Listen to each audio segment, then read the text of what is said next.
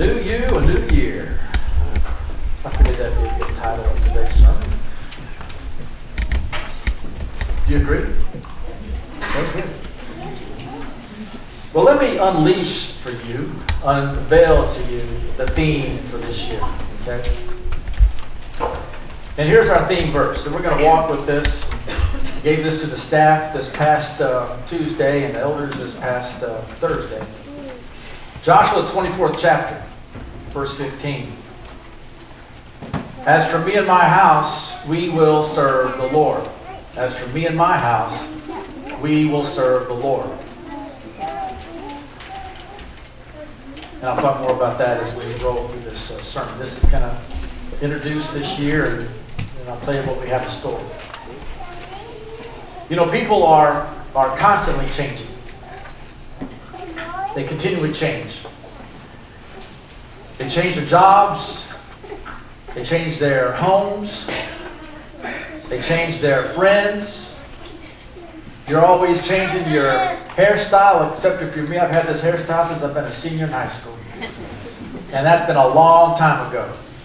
Look at a mark back there. Your hairstyle's the same too. It just right off the top.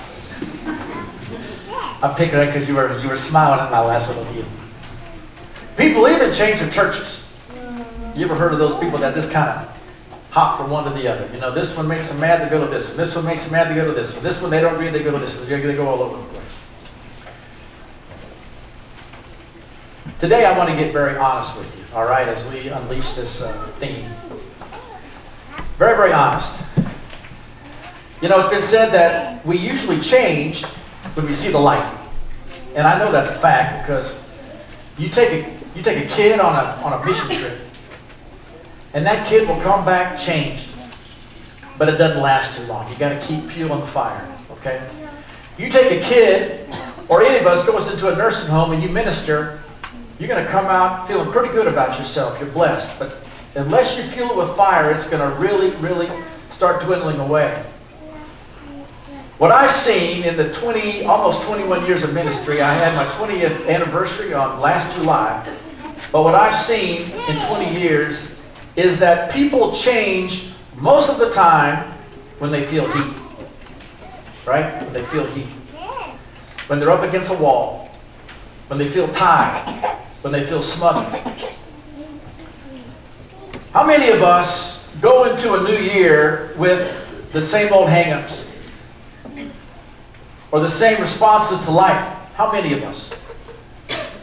And at the end of the year, it seems like the world keeps changing. Have you noticed that? The world keeps telling us what's popular. This is what's popular. And so we see the world very, very complacent. All right, you have this hand right now represents the Garden of Eden. Pretend. This is what's good. This is the Garden of Eden before man and woman fell into sin. Here it is. This is man and woman. There was a perfect close relationship with God between 6,000 and 10,000 years ago. But what happened? It started separating. And the gap started to increase. The gap was bigger. It got bigger and bigger and bigger. And here we are. Here's the gap. Now you take yourself from 6,000 to 8,000 years ago, you take yourself all through the Old Testament into the New Testament, and here you go. Here's 2013. And what I'm going to ask you to do is back up, let's say 20, 30 years. Okay? Let's back up even further than that to Roe versus Wade. Right here. And the world tells us that it's pretty popular to do some things that are defined as an abomination to God. So let's just increase that gap a little bit. And as we walk through society, as we walk in our world today, our world tells us, you know, it's pretty popular to do some things. And even the Christian society, even our church, conforms to that.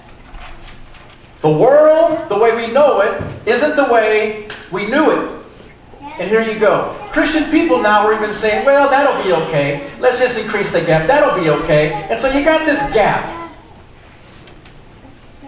a complacent world. Where are you in that gap? Okay, where are you? Okay, that's all part of the theme this year. When you hear and you see me do this, you're going to know what I'm talking about. Where is it for you?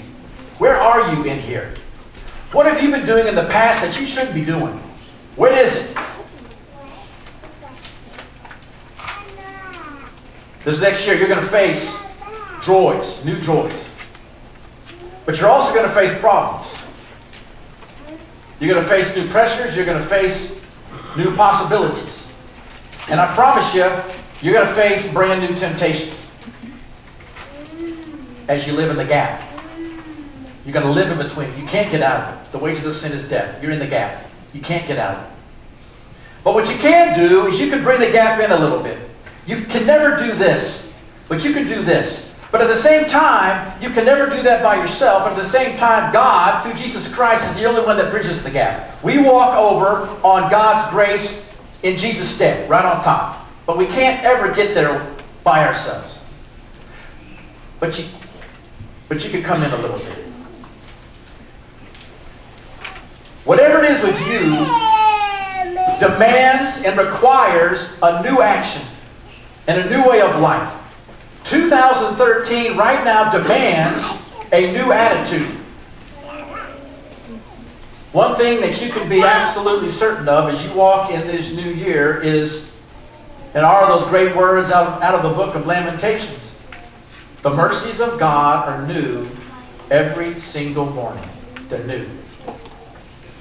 In other words, the power that you need for today, you're going to have today. The power that you need for tomorrow will be given to you tomorrow. It will never go away. You're going to be given and granted through your baptism plenty of power. At the same time, our lives are kind of like diapers. You know, when I was a younger man, back when the kids were younger, I can't believe that my kids are 18 to 16. Parents, you got to catch a hold of your kids now and instill great discipline in them now before it's too late. Okay? But here are my kids, and I remember those little monkeys running around with diapers on. My wife changed many more diapers than I did. But I changed my fair share. But every now and then she would have to leave the house. And let's say she would come to a meeting up at church, and she would say, "Now, Mike, you got big boy there with a big diaper. You got to take care of him." "Yes, ma'am." She said, "Because if you don't, it's going to start to stink." And so here he is, or here she is, and they're running around, and I would wait, and I'm waiting, and the diaper is expanding, and it's hanging down at the knees. That's our life. That's where we all are. We're in the gap. There's nothing we can do about it. Our lives are like diapers, and sometimes they have to be changed in situations or they'll start to stink. Right? Let me ask you, where are you stuck today? Where are you stuck? What do you need help with? Maybe you've got a problem and that problem's got you. And you know the world's not helping you any. The world's saying this is popular. And as a Christian, you're saying it's not popular. I know it's not popular. I know I walk in the Christian way of life, and I know what the world's telling me is completely wrong, but I still like doing this. This feels good. The world is constantly changing, and your attitudes are constantly changing. And the world constantly goes against the laws of God, the Ten Commandments. The world continues to separate itself as we live in the gap. But do you know what you have today? You have the benefit of knowing Jesus Christ. You have that benefit. You have the benefit of leaning up against and laying on the solid rock of Jesus. As a Christian, baptized Christian, you have that benefit. The Bible says that Jesus is the same yesterday, today, and tomorrow. He is not going to change. The world changes. Jesus doesn't. He's constant. While everything else is falling apart or is in flux, he's not. And you know you can hold on to Jesus for dear life and he won't let you down. What rut are you stuck in? Now by now, possibly you've named it. We all have them. I've got mine, you've got yours. Is it the way you respond to your spouses? Is it the way you respond to your work and the people around you? Has going to church lost its meaning? You know, your life is largely made up of habits. We are habitual people. I get up the same way every dadgum morning. It's like Groundhog Day. Except Bill Murray's not in the picture. I shower the same way every single day. I dry my body off the same way every day, starting with the feet, going to the legs. Going up the body to the arms. Dry off my hair. Let's get out and go to bed. You eat the same way. By the way, some of you, I don't like the way you eat. You eat one item at one time. You got to separate your food. It's good for your digestion. Please. We dress the same way. I put my left sock on first and my right sock on second. And I put my right shoe on first and my left shoe on second. The same way every day. We're habitual people. We like that. We get into a rut and we say, you know what? This is good. That doesn't feel so bad. I'm not hurting anybody. Ephesians 4:24. Put on a new self, which is made in the image of Christ. Maybe it's a new habit. Maybe you need to establish a brand new habit starting today. How about going to Bible class? That'd be a good habit. Or having regular prayer time. Maybe that's a habit that you need to start. Or faithful church attendance. It's sad to say, but many parents in our society today are just not bringing their kids to church. They're not doing it. I guess one of the worst things I ever heard in ministry was when I had a little boy ran up to me several years ago. And he said these words. He said, I wish I could come to church, but my mom and dad just don't want to bring me. They want to sleep. It's fun to sleep. There's some Sunday mornings I don't want to come to this church. I really don't. It's 5:30, the alarm goes off, and I'm going to throw the phone across the room. What is it for you? Is it your stewardship? What is it? Luke chapter 5. I'm not going to preach on this text, but it's a great hold of what I'm talking about. So I guess I'm going to preach on a little bit. Luke chapter 5, 36 and 39. There's two parts. I'm going to cover the second part first and the first part second, because that's what I like to do. He told them this parable. No one tears a piece out of a new garment to patch an old one. Otherwise, they will have torn the new garment, and the patch from the new will not match the old. And no one pours new wine into an old wineskin. Otherwise, the new wine will burst the skins, the wine will run out, and the wineskins will be ruined. No new wine must be poured into old wineskins. And you say, well, what in the world does that have to do with me being in a rut? Well, the lesson is this. Don't try to mix the old with the new. Immediately accept the strong, vigorous, joyful teaching of Jesus Christ and His salvation. You see, Jesus Christ and His salvation is the new wineskin. That's where you lay. It's His salvation for you. Jesus is the new wine of rescue. Jesus is the new wine of riches. Jesus is the new wine in a brand new attitude, enabling you to walk, to crawl sometimes, or sometimes, as soon as possible, speedily out of your rut. And we sinners are poured into new wineskins.